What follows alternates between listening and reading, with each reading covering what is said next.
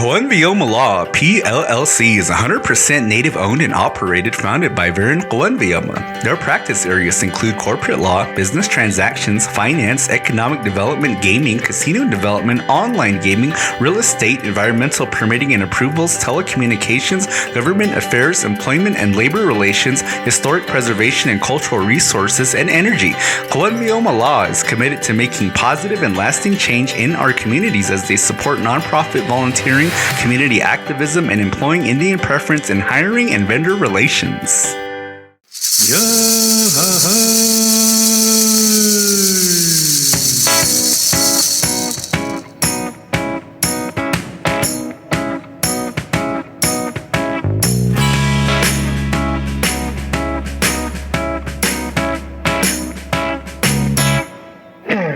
Good morning, everybody out there. Thank you for listening to Carl and JMan Save the World podcast. My name is Carl, and you are listening to a special episode because I threw JMan out the window this morning because he was being an ass. So you're going to be listening to my beautiful voice along with my lovely assistant, AJ. Go ahead and introduce yourself. Hey, everyone. I'm AJ. I am the technical media assistant for Carl and JMan podcast. All right, perfect. Thank you. And I know it's going to be a weird episode because without JMan saying, his 5-star thing, and I got tired of it as well too. So I'm pretty sure everybody out there got tired of the 5-star, 5 copper shells, or I don't know what he says sometimes. So today we do have a special guest that's going to be joining us. We're going to be talking about we're going to be talking about like the alternative, like style of what is it, dance to Hopis, I guess you could say, but more traditional style to Plains Indians or like Northeastern Indians, those types of Indians. And yes, we're going to be talking about Pow Wow. So I know that Pow Wow is something that is. I have no idea what Pow Wow is. I don't understand it. I don't know what goes on. I don't know why they wear the numbers when you're doing that. I don't know what the chicken dance is versus like, the traditional, whatever the, I don't know what is it, the hawk dance thing. I don't know what they call it. Yeah, I know. It's so grass weird. Dance The grass dance. What was that other one too? There was the hoop dance. There's a hoop dance going on. There's the grass dance. There's traditional. There's the chicken. There's fancy dance. I remember there's fancy dance. Yeah, and jingle. And jingle dance. Yeah. And all of those, I guess back then it just sort of like honored like the different songs and the different styles of like the different times that they had back then. And I really don't understand all of that, but I'm pretty sure that our guest here will kind of explain a little bit more about the powwow and the powwow scene there, because lately, I think back in the early 60s or 70s, that's when the powwow scene kind of came to fruition here on the Hopi reservation. So it was more or less like a new style of like dance, and everybody loved it, like just the same way as like what was it, the Santo Domingo buffalo dances, or like the Hopok kind of dances, when they first came out with that, when back in the early 60s, 70s, I believe, and Hopis thought it was a cool thing. It was something that they made where it's like, oh man, we gotta jump on this bandwagon here, and it's something that has been going on from that time there. So I know that a lot of the times is that we don't really, myself, I guess so. Myself, I really don't understand the whole scenic part of it. So it's just something that, I guess that Hopis like to do. And I believe that AJ, she makes these ribbon skirts, right? You make the ribbon skirts. Yeah, I do. And so like the ribbon skirts are mainly made for like the Pow Wow scene, or like the northern Indians, the Plain Indians, and they have significant meaning to each of the ribbons, I believe, like the different colors, and they wear that on special occasions as well too. So AJ, tell me, like, how did you get involved with that? How did you find that out, and why did you start to make those ribbon skirts?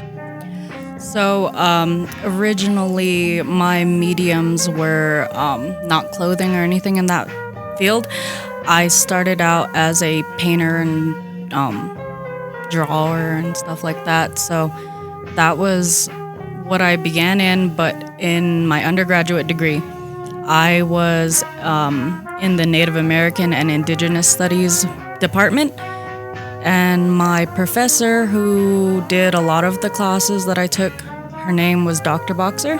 I applaud her for a lot of the things that I know now.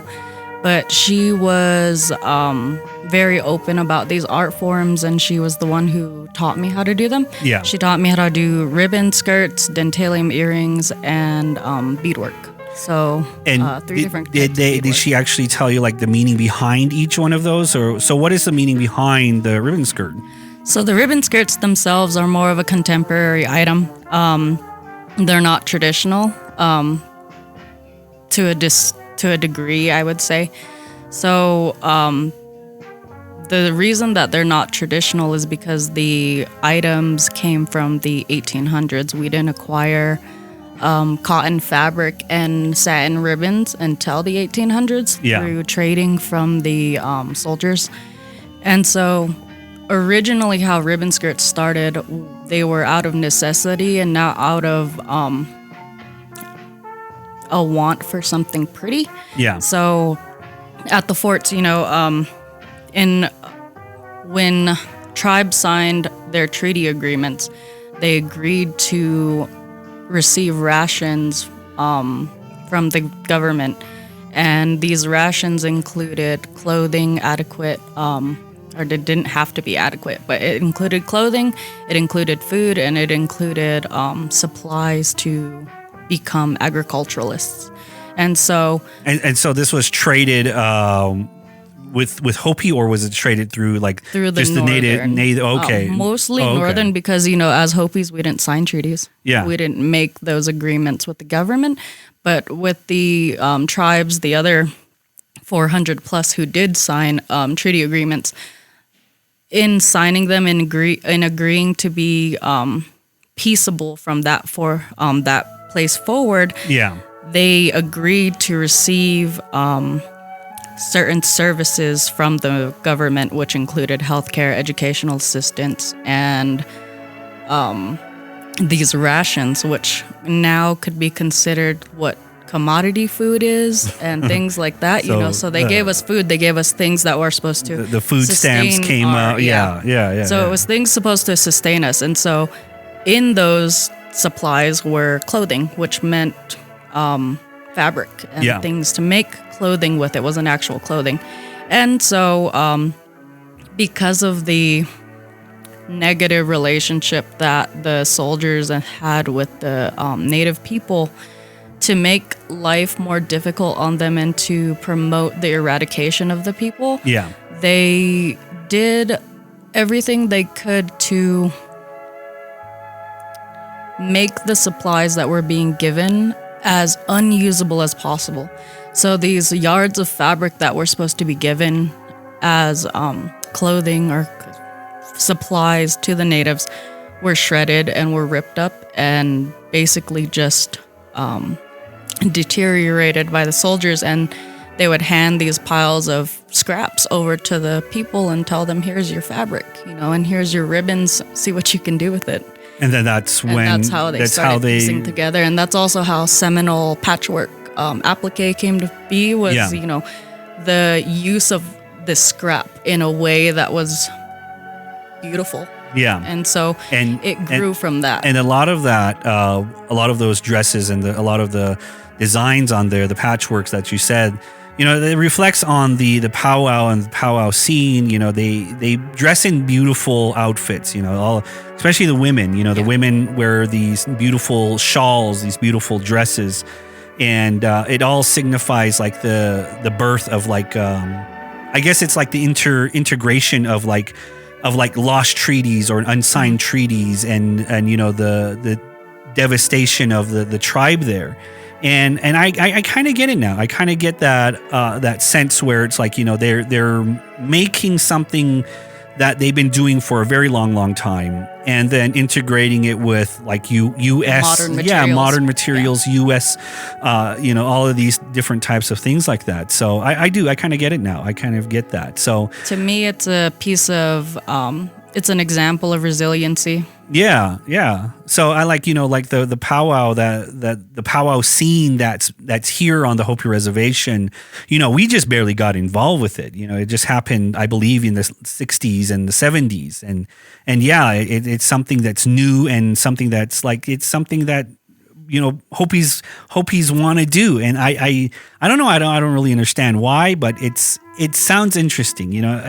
I'm pretty sure that you heard a lot of powwow CDs and stuff like that, and my view on it is that a lot of it does have to do with that resurgence of culture in the 60s that like along with AIM, and so that idea of urban natives having a space to call their own is part of it, but I also think that part of why we're seeing it here on the reservation here on Hopi is because of the intermarriages of tribal people. So we have a lot of our own tribal members who are now marrying people or having children with people who are from northern tribes and other tribes, and so in that comes that integration of their culture. It's so strange because there's a lot of Hopis that are marrying off the reservation, and we did cover that in previous episodes. And when we integrate with that, we want to integrate Hopi culture with another culture like that, and then in comes all of this different styles of textiles that coming upon too, like the dresses. The Hopi dresses now are having designs on the side.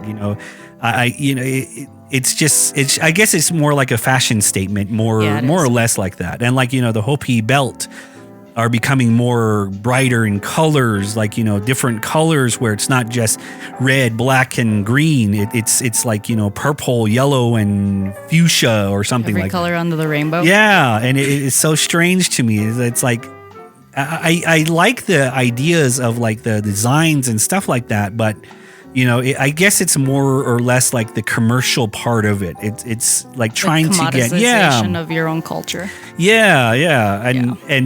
And so like have you seen the Suns jersey? Remember the Suns jersey? Yeah, it's a great way to capitalize on Native Americans. Exactly what I was thinking. And it's a great way to say that, hey, natives, we designed something from your own culture. Guys. Yeah, for you guys, but you have to pay us a premium in order for you. We're not going to give it to you. So anybody who is a Suns fans out there, ask for a free jersey because that's your design. Just like how we're supposed to get into national parks free. Yeah, get a free jersey. Yeah, exactly. I mean, like I like the design. I'm like I like the colors of it, but like capitalizing on our own designs and stuff like that. That just kind of makes it more or less like, man, you guys just want money from us natives. It's basically trying to wipe us out for like by insulting us, basically. I understand why it was done. I understand that it was for visibility and for promotion of culture, but I do think that only spending probably 2 months prior to this month on the campaign, all year, is not enough. They could easily have hired multiple Native American artists to come up with 10 different designs and narrowed it down and offered 3 or 4 different designs of the jersey. And it's hard for me to really get behind it. For one, only because, like you said, it's it's meant to make money for this entity that will never give back to Native American communities. You know, that's the biggest thing. You know, only one Native got paid from that whole campaign, which is that woman who made the medallions. That's it. That's the only Native who got paid. Imagine too. I hope that they paid her top dollar for her work. Of course not. No, but of course you not. know, that's what was offered, I guess. Yeah. You know, it's a nice opportunity to be part of something, but if you're gonna offer it, it needs to be done to the best of its ability and not just the bare minimum. You know, JMan would probably argue with us about the whole thing, like, you know, don't be talking about my sons that way. You know, it's like, that's a cool jersey. I'll pay top premium for that thing like that because I'm a white man and I like to do things a white man does. Yeah, he probably would say that. So I think he does have his own opinion on the jersey. For sure. So, JMan, I know you're listening to this. So, you're a white man who likes to capitalize on Native American art. So, congratulations, man. But anyway, we're going to go ahead and bring on our special guest here. He has been in the powwow scene for basically his entire life, I believe. And he's more or less, you know, he has this knowledge about like the history about like the Hopi powwow scene versus like, you know, the Plains Indians, Northern, you know, all of these different types of woodland Indians out there. And so we're going to go ahead and bring him on here. Kyle, are you there? Hello. Yeah. Yeah. Perfect. Why don't you go ahead and introduce yourself? Hello, podcast people. I'm Kyle Seckuku. Nakamayan Hopi Machila. Tekosonga Songopa. I'm from Shingo. I'm from the Bear Strap clan. I'm currently here in Southern Utah University in Cedar City. And a correction, I didn't really grow up in this powwow life. I like barely started. Like before COVID happened, when I started dancing, but I've been singing for like maybe like 2 years before, a year before. Yeah. But I'm still brand new in this whole thing. But okay. I'm excited to talk about whatever we're here to do. All right, perfect. So, what got you involved with this powwow? What was the driving force behind this thing here? Well, before all this, believe it or not, I was one of the Hopis that were kind of against powwow because my dad, my mom's side, they're really too concerned with it, but from my father's side, you know, they're Baka from Bakari. And, you know, they're one of those hardcore real tradition aspect people. And so they're always anti, you know, like big buffaloes and then with powwow. Yeah. So I kind of grew up with that attitude. But as I got older with Hopi, I didn't get into the dancing scene until I was in high school. Yeah. And as I grew older, I've been coached a lot from my brother and my goddad, and went through all these performances. And then I started, you know, noticing that I was being a good dancer. And a lot of people told me that. And so my love of dancing grew. And of course, with singing, I like to sing. And it wasn't until I left from home to high school, to Phoenix for community college. It was during Thanksgiving. And my brother wanted to come here to Cedar City because there's a tribe here, the Cedar Band of Pipe. They have a powwow every Thanksgiving. And so he wanted to come up here to sing, to get a little group together, drum group, and come up here and sing for a powwow. And with me, I was like, I like to sing. I was like, you know what? I'll hop in. I don't mind singing because, you know, it's just, in general, I like to hit the drum, sing. So we come up here, sing our songs, give it our all, and then we won the powwow here. And so at that point, I was more interested in singing with the drum group. So with that, we went to hit up with all these powwows, singing our songs and placing here and there. But in the middle of all that, I really watched all the dancers, all these different categories, and watching them, all these people, well-known names, winning in these powwows. And then my competitive side started coming out. And then I was thinking to myself, you know what? How many Hopis out there win these powwows? How many dancers out there have a Hopi name out there? And it's like very few, only like a handful. And in my mind, I was like, shoot, man, I could probably beat all these other people. And then so I had an interest in the chicken category.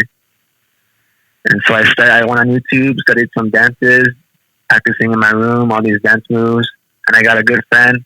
His name was RJ. Yeah. And he kind of taught me all kind of like what it is, what a chicken dance was, what it's all about, doing all these dance moves within it. And then I started making my own clothes and I put myself out there, started dancing. And I was rough because, you know, it was something brand new. So I probably looked kind of silly out there, funny looking. But then jump forward to like a year later, after COVID, because COVID stopped everything.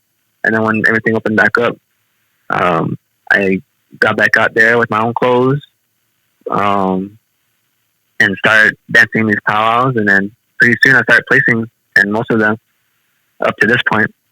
So that's just how everything kind of started with me. So, like, you know, did anybody get like mad at you, or were there like mixed feelings about you doing this? You know, other thing like that, like the powwow scene. Did your dad say anything about that, or did your relatives say anything about this? Now that I know, none of my family members really confronted about this. Not my mom's side. My father's side, I think, because my grandparents, by the time I started doing this, they're kind of like just too old to care. Yeah. And so they kind of gave me like interest and kind of encouraged, like, oh, cool, yeah, keep it up, just keep dancing. Yeah. And but I have no one has come up to me and, you know, telling me it's wrong. But I know I've had like maybe a few cases because I do my own beadwork. Yeah. And with my designs, I like to put Hopi designs in there, but I leave some like northern influence design in there. Yeah. That's just kind of to give like, I guess, a homage or respect to them, because really this is theirs. And I know there were some artists, non-Hopi artists, that kind of didn't like that, but I didn't really put my reasons why I did that. I don't know. I just assumed other things. Yeah. I think that was like the only backlash I had. You know, it's very interesting that, you know, how like Hopis, they want to keep Hopi as Hopi, but yet they're younger generations like yourself and younger generation that wants to like branch out and try to integrate with all of that. Do you kind of agree with that, or do you kind of like maybe are against that whole idea of integration like that, like, you know, just keeping Hopi more traditional, or just like maybe like more like marrying the cultures together and to form like this, like a super group, or like this homage of cultures to, I know, because we do it a lot with like the Navajos, with like the Apaches, but we do it by dancing, but not more or less like their own culture. We're just sort of like paying tribute to them as through dancing like that. Do you kind of see it as a way like that when you're dancing like in the powwow scene, or is it just more or less like, you know, let's integrate all of our cultures together and form one super group? I guess my aspect is going to be different from everybody, because one, I'm from Sonopali, and I grew up in all these important things, you know, like just with me, antelope stuff, and then our continuing me, Kachina stuff. So I kind of grew up with that first, and you know, later in life I got into this powwow stuff. But I know when to keep that separate, because you know, powwow, the way I look at it, powwow is really the selfie. It's like, at least for, you know, Hopi aspect. Yeah. It's all kind of do for, I guess, my fun time. Because I go out there do whatever. But like at the end of the day, I took all those clothes off, and I'm a Hopi, and I understand that that's it's important to keep that separate. Yeah, that is true. And like, you said that you did beadwork and everything like that. So how did you get started in that? What was your motivation to get started in beadwork? So I really, I have a friend named Brent Charlie, and he has a lot of cool stuff. Yeah. And I saw he had a pair of beaded cuffs, and I fell in love with those cuffs. They were sparkly, they were colorful, and there was a dance coming up, and I wanted to borrow it, but someone had already asked them, and so I couldn't borrow those cuffs. And I knew a friend who could bead, and so I hit her up, and I was like, "Can you make me a cuffs kind of like these?" And I don't know like what kind of beads to use or whatnot. I knew nothing about beadwork. Yeah. And then she's like, "Okay, yeah." And this was during my senior year, and we were raising money to go to our senior trip, and so I hardly spent money on that trip because I was saving up for those cuffs. I saved a lot of money, and then when I came back, I asked her again. I was like, "I got money, I can pay you," and then she said, "Oh, sorry, I can't do it." And I was like, man, I was heartbroken, so I was sad. I was like, you know what? I could probably make it myself. And so I looked up YouTube, I looked at pictures, and the only beads I knew was the ones that had a Michaels, and they weren't really that good of a bead. But yeah. I went there, I bought a bunch of beads. I remember I used just regular canvas material, and I don't know, no one really taught me, so I just winged it, and then it came out. It wasn't good, but they were a pair of cuffs, my first pair of cuffs. I remember they were silver. Yeah. And when they were like kind of low quality beads, but I was proud of them.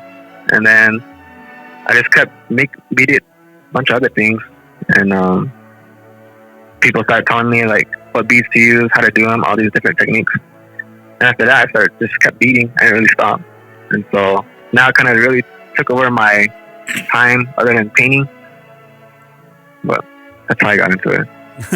So basically, YouTube taught you how to dance Pow Wow, and then YouTube taught you how to bead. And Google Pictures.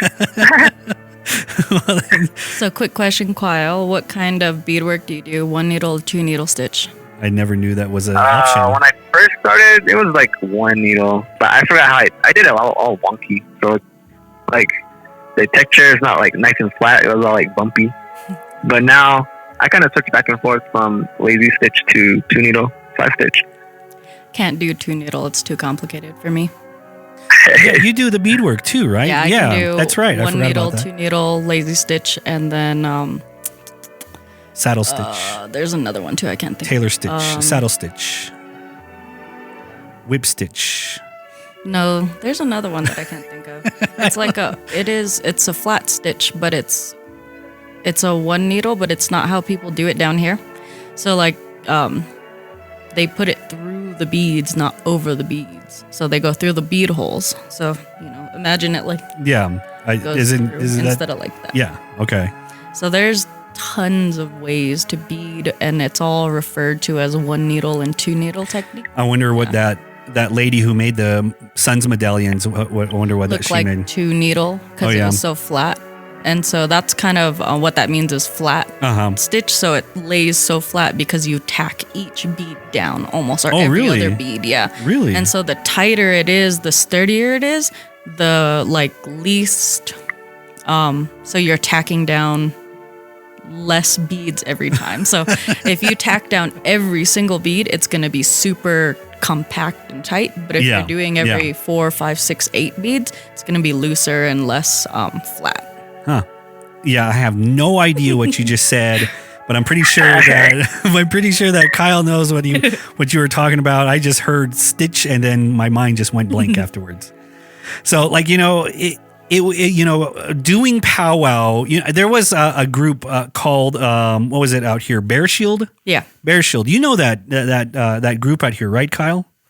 Bear Shield. I think when I was a kid. Yeah.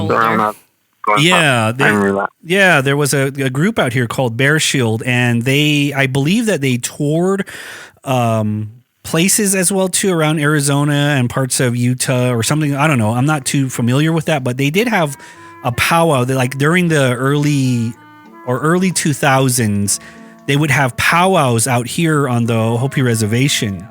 And yeah, down at Hungry Bear. Yeah, I remember Yeah, that. I remember that. Yeah. And you know, and in the early 2000s, you know, people loved it. People loved going to powwows, and I went down there one night. I went down there, and it was loud. You know, it was loud and crazy, and I didn't. It was so weird because, like, there was just singing, and I thought they were going to be like dancing. You know, I thought there was going to be like a fry bread and stuff like that. I didn't know that it was just going to be singing, but I believe that there were like 3 or 4 groups that were playing or like drumming as well too, and I think they were just sort of like integrating like the Hopi songs with like Plains Indian songs or the Northern Indian songs there as well too.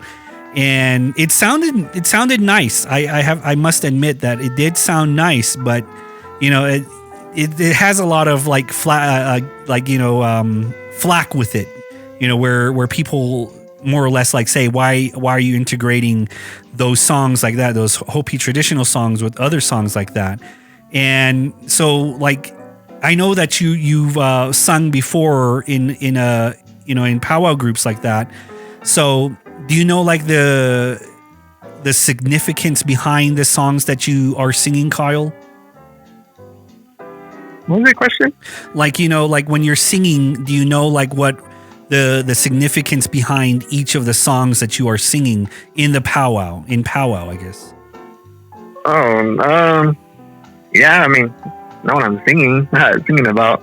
And, but I think it's just serves like more as a tool to kind of like learn how to sing Hopi words, how to use them right, and it's fun when you make them because you know, each song is gonna go to a certain like dance category. Yeah. And so, you know, it tells like a story, kind of tells like a message to either the dancers or like the spectators. Yeah.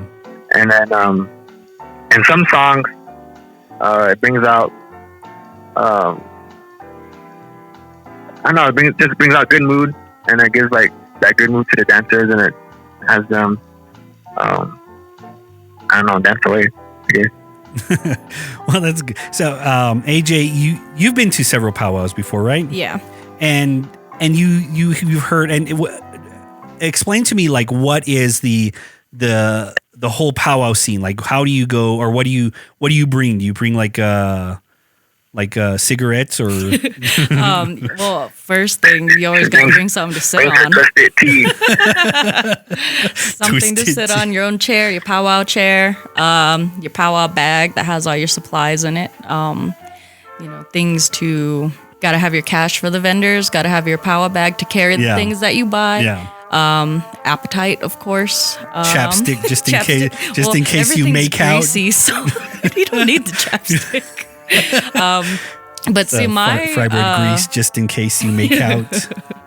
My experience with powwows is a little different because I myself don't dance. You know, You're just more of a spectator. Hopi, I'm Hopi and Navajo, so I don't feel any reason to be dancing. Yeah. And I just don't have that connection to it. But my family, they're married. One of my aunts is married to Rosebud Seckuku Lakota man. Oh, really? And they're the ones who really showed me that side. So I'm real familiar with like Lakota culture. And so that's what I'm more used to, is how they conduct powwows up north. And up north, they're huge. They're way bigger. There's more dancers. There's more people in the northern traditional categories. Yeah. A lot less people in the southern categories, because southern, dancing comes from down here. It comes from the south, obviously. And so I'm used to northern style powwows where there's a lot of Excitement. A lot of excitement, Yeah. a lot going on, a lot of vendors, A lot more of things. kissing and making out. Yeah, a lot of snagging. A lot of snagging, a lot more snagging. And so, I down here, I've only ever been to Salt River Pow Wow, Red Mountain Eagle Pow Wow, ASU Pow Wow, and a couple others, you know, here on the south. And so they're different because to me, it seems like there's less energy. But it's because to me that we're just, like Kyle said, we're just all now getting into it down here. Yeah. And so up north, they've been doing it for 100 years. Time and over, immemorial and kind of stuff. I was always curious as to how the dances started because I always didn't understand why it was a competitive dance. Yeah. And so I learned that I think that just comes from, us finding ways to make money in this day and age. And so, it became a way for us to promote community while also trying to make some money on the side. And I'm not 100% sure of the origin of the powwow as a whole. Yeah. I know that individually each dance has its own origin. And I think in whole, a powwow is supposed to be a healing ceremony. And that's what the dancers are dancing for, is for healing. It's for prayer, for revitalization, much like what we do ours for. It's for the same thing, but now it's become more competitive. Yeah. And so the only dance style that I'm aware of the origin is the jingle dress. And that originated up in the Great Lakes area with the Ojibwe. They there was a woman who was sick, and one of the medicine men, I believe, had a dream, and in this dream he was instructed to make this this skirt, or the jingle dress, which had over 300 cones, and each cone held a prayer. And so each time the person wearing the dress danced and moved the cones, each prayer was released and it was, put out into the world. And so that dance is a healing dance where you have your patient, and the jingle dress dancers are all there to dance for the patient in order to pray for them and heal them. Wow. I did not know that. Kyle, do you know any sort of history behind like the powwow? Has somebody taught you about like the history behind certain powwow dances or dresses, regalias, or anything like that? Like AJ said, I know each category, like dance category, I think that all makes up a powwow we see today. I know each category belongs to certain tribes, and to them, it's kind of like in a weenie sense. Because I always say like you got to be initiated to all these things and meet certain qualifications for all that. But putting it all together, a powwow, from what I've heard in most of them, is that it's really kind of like a celebration. Because I mean, if it was a ceremony, then they probably won't be doing all this money stuff and promotion, stuff like that. But yeah, like each dance category comes from different tribes, and they all have their own, I guess, yaini. How it got brought up. So like you said, the jingle dress, that's kind of more of a healing dance. And it's kind of like one of the older dance styles. And then traditional, that's more of a warrior thing from the Lakota people. And most of the things that I know comes from my friend Jeremy Garcia, Standing Soldier. He's from here, but he's from up there, Lakota tribe, and from the Paiutes. And so from what he's told me, all these things is like traditional from them. The grass is I can't remember where, but it's more of a representation of the prairie grass. And they had scouts before they set up camp go up and lay the grass down before they set up their establishment. kind of like that kind of idea. And then with chicken comes from Blackfoot, and that's more of they call it mating dance, because it's kind of, they're mimicking the prairie chickens from up there. Yeah. And there's a little dance they do where it's kind of like trying to attract the hens to go and have sex and go and snag each other. Yeah. Yeah. And so, and with that attitude, the chicken is kind of like flirty and kind of a show off. Yeah. And with me, I kind of like that with all my clothes and stuff. And so I think that kind of inspired me to lean to more chicken. So that's why I dress real flashy and all these cool stuff. So like, because one day I want to go up north and do chicken, and all those girls are taller than me, so I need to dress flashy for them to have the attention to look down at me. Take some chapstick. So, but yeah, stuff like that. So like you've been to powwows, right? You've been to several powwows before. Not in mostly like down here.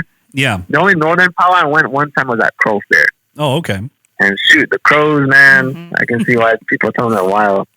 Really? But yeah, and like AJ said, because it's really something up there to them, powwow up north than down here. Because we're just the powwows down here are just like branches off. It's like for fun down here, Oh, it's really? A lot more, yeah, and then up there, man, it's pretty fun. It's legit, pretty legit. Yeah. So, do they take snagging seriously up there, or? Oh yeah, they have a whole 49 afterwards. Yeah, man. A whole group afterwards. All my friends they didn't wake up where we set up camp the next day. Nah, they woke up somewhere else. I gotta join the powwow scene now. Gotta go snag. I take chapstick extra chapstick, blanket, extra blankets. So it's so wild hearing all this. So one of you probably know why they have the numbers on them. What are the numbers? Or is it just because of the competition, or is it just? It's the I don't know if it corresponds with the category, but it's to keep track of the person. Oh, okay. They're all scored. And so now powwows are based on like the dancing. Yeah, they're judged by how good they dance to the music. And that's how on beat they are with whatever it is. Yeah. And then that's how you also get the trick songs, because the drum group is trying to trick up the dancers from doing their thing. So Kyle, have you been in a competition before, or is it just more or less like for fun? When I first started, I was at a social powwow, and that was more of kind of a social aspect kind. Yeah, get to know people and all that. It wasn't really intense for a competition, but most of the powwows I've been to, there are contest powwows. And so that's when my competitive side comes out. At home, with all the stuff that my brother does, we go to all these villages to go and all that. Yeah. And I like that competitive side because I get to outdance all the villages, like people watching me, giving me compliments and all that. Yeah. And then so with powwow, I kind of carry that same attitude. Cause I like to see like who's all the big names and put myself up and say, shoot, I want to beat him. I want to beat that guy. And so, and I've been placing mostly, getting third place, second place, then first place at Chinle Powwow. Yeah. I'm just waiting for the day when they actually make Hopi butterfly dance contest, so so I can compete. We're all going to be wearing numbers. See who's the best. I don't know who has the best Kopachoki. Beat all of us. That does happen. World champ. I don't know about that. So I don't know about that. I don't know. You must be dreaming or something like that. But anyway, world champ. World champ. But anyway, it's so great to hear the side of like how history of powwow has came to be on the Hopi reservation, and that it is a new thing. It is a new style, and a lot of youngsters are getting into there. What was that one famous group that always that they always talk about, like Northern Cree. the Northern Cree. There you go. River the other week. Yes, I watched them perform. Yes. That's one of the famous groups that are always talked to, especially here on the Hopi reservation as well too. I always hear that they have CDs and they're really good actually. They're pretty good. Just like musician wise, their composure and everything's really well. I think they even did a set on one of the award shows, the Grammy. Oh, really? Or something it is, but they did a whole performance on the stage. It's pretty awesome. It was like a year or two ago. Nice. I don't listen to Pow Wow, so it's not a choice, but it's just because I never.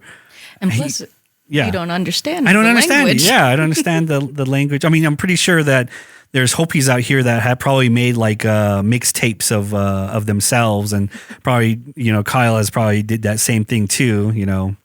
He's made a Hopi version mixtape and tried to send it to KUII. Is that true, Kyle? Yeah, that's why I got snagged up here. That's why I stay up here. Work. So tell me, Kyle, how many times have you snagged at the powwow shows?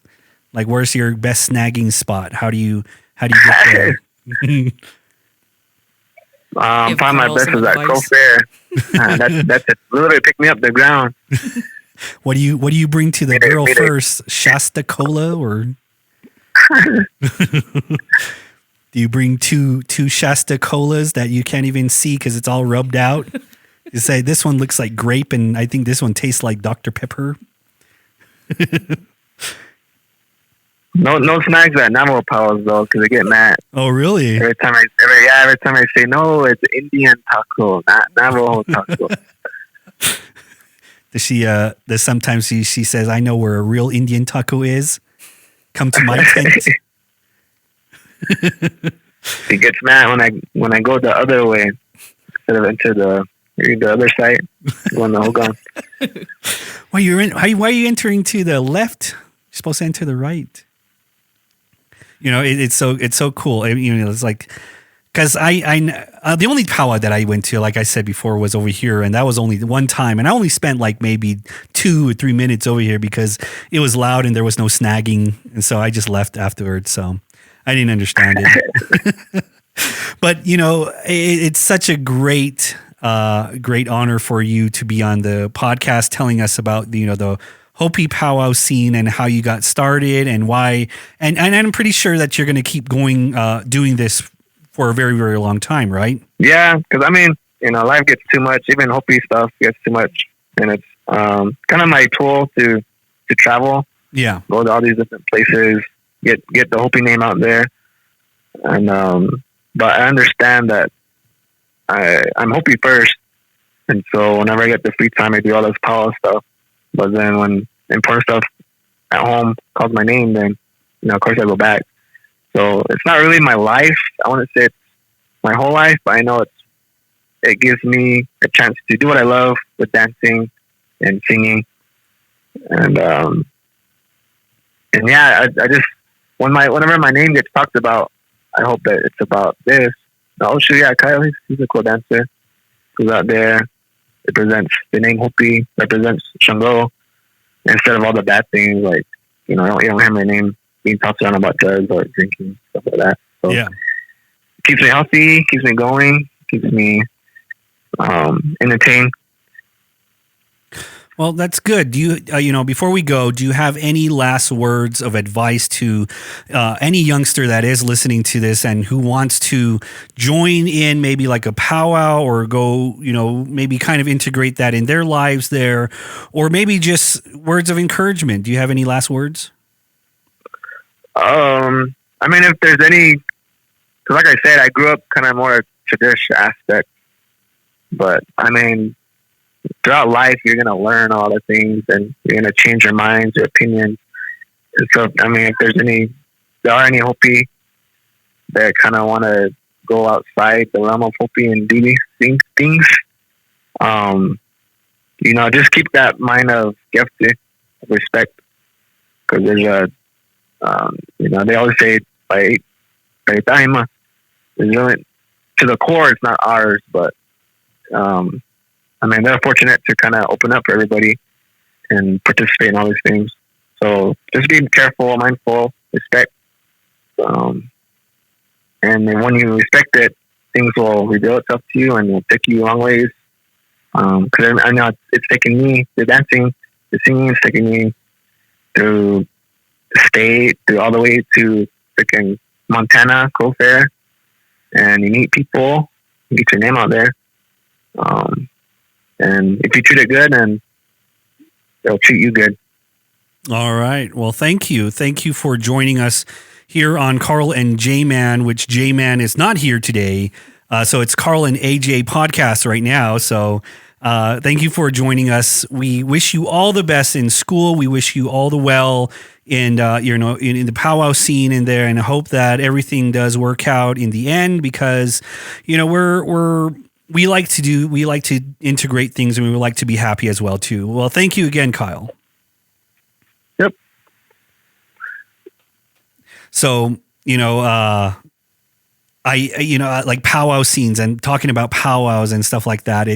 You see all the memes and everything like that. You see all of those different things like that. And I kind of get it. I kind of get the whole idea, and, like the whole mainstream of like powwow and everything like that. So like, AJ, do you have any last words before we go about this powwow scene, about like, the whole idea behind Hopi powwow versus like, just traditional in any way?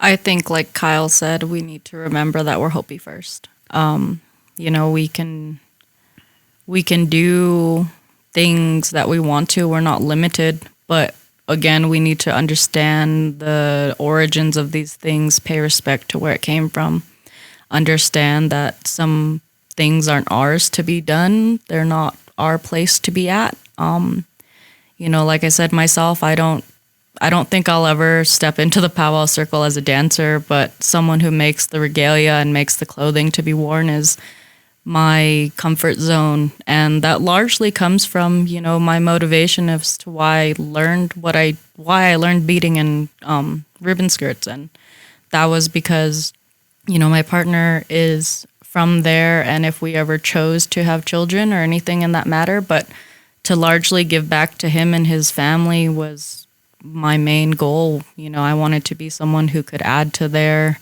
lifestyle, to be part of it, and not to just be there, but to be beneficial in some way to them. Oh, okay. Perfect. Yeah. Perfect.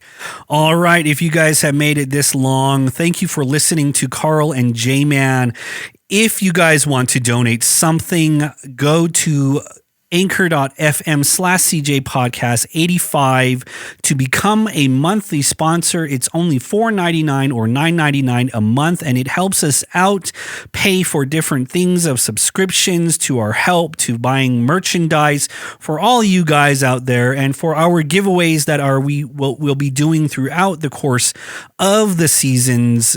Future seasons to come, we'll be purchasing those as well too.